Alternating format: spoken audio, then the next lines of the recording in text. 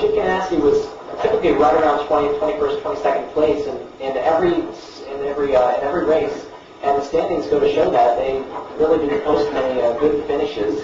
David Stremme, of course, in the 40 car had the two best finishes out of all the Ganassi performances. But other than that, I think bringing Paul Menard to the team is a little, as you can see, those are the standings from last season of the three Ganassi cars. David Stremme in the number 40 car finished 23rd. Reed Sorensen in the number 41 car had some solid runs, but was also rather inconsistent and pulled out a rather average 22nd base having that. And of course, you have the Rookie of the Year.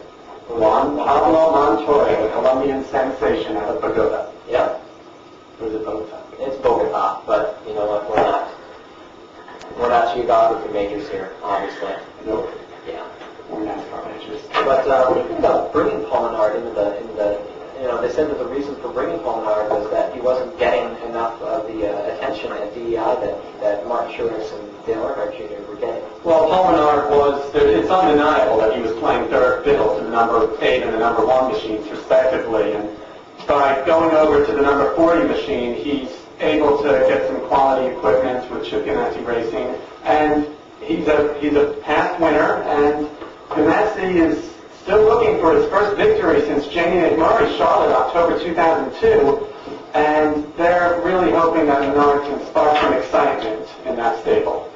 Right, well, next up we have a newcomer to the GBC, Michael McDowell, bringing him up from the lower flights. Now he's going to be filling in the shoes of Dale Jarrett. But Mike, what do you think?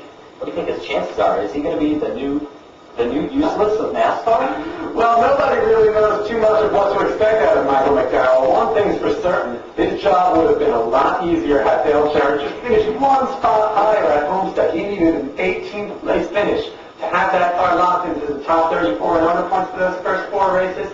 He finishes 19th. Typical of Dale Jarrett's season. He'll get one last shot at the Daytona 500 this year, more on that later, but McDowell's driving for Michael Waltrip Racing, and it would be, they really had an abominable season. Abominable. Yeah, that would be the smell. And they really had an abominable season last year. And abominable. It really is. I was right the first time. Well, yeah, it just wasn't pronounced correctly. Anyways, moving on.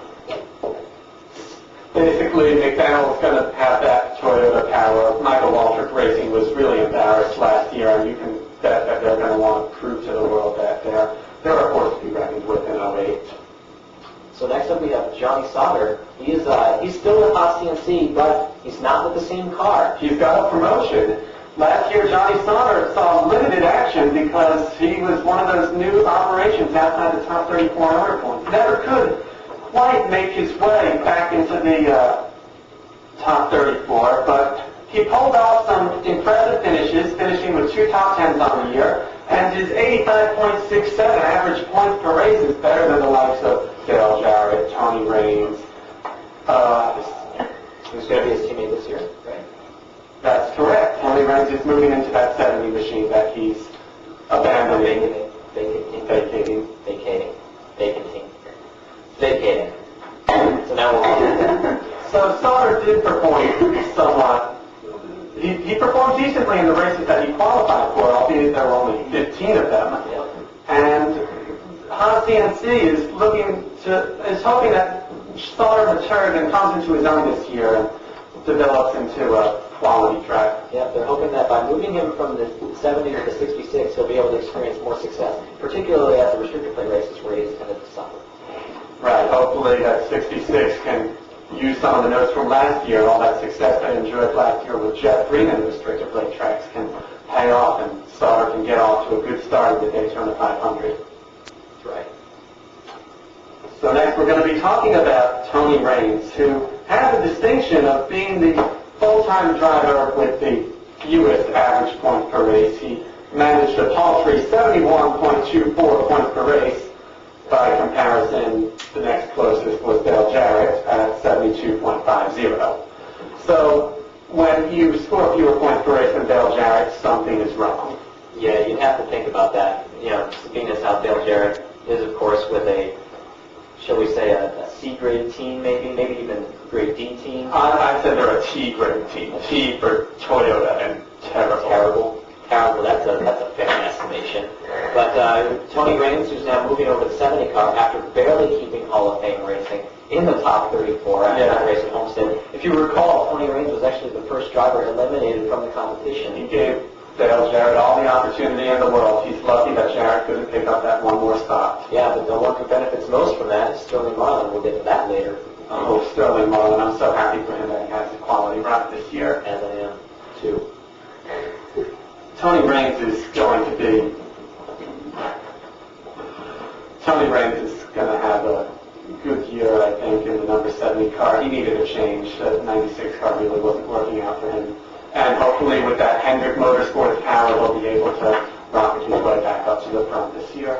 Moving on to Robert Yates Racing, and quite a phenomenal season they had last year with all the sarcasm in the world placed there. Yeah, well, there's quite a significant shakeup going on over at RYR right now. They've now replaced both drivers in their respective vehicles. The 38 car, David Gilliland, has now been replaced by Elliott Sadler, and Ricky Rudd's now out of the 88 car, and they're bringing in another veteran, Joe Nemechek, who's going to be sponsored by Twix this season. Snickers got their sponsorship, their primary sponsorship. I don't blame them. I don't blame them either. But Joe Nemechek has been a guy who's been very reliable in a lot of the B-mains when he's had the opportunity. I agree. Great move by Robert Yates Racing, bringing in a guy whose nickname basically is a testament to his qualifying prowess. Front Row Joe is hoping to bring that number 88 car back into the top 34. That top 34 battle is going to be something this year, isn't it? It will be. The top 34 is bound to heat up, and I think we'll see several exchanges between those drivers in those spots. Nemechek was one of those drivers also impacted by the collapse of Gin Racing. He finished 37th in point standing. Why don't you tell us a little bit about the season scene? Well, I mean, Joe Nemechek, again, like I said, he had a great success when he was able to make the races. The only problem was, of course, making the races, because tended to have a lot of bad luck to fall on during those B-main races. He really struggled a lot. You saw especially the Lowe's Motor Speedway race that he could have potentially made if he hadn't been collected in that incident halfway through the race. So, Joe Nemechek.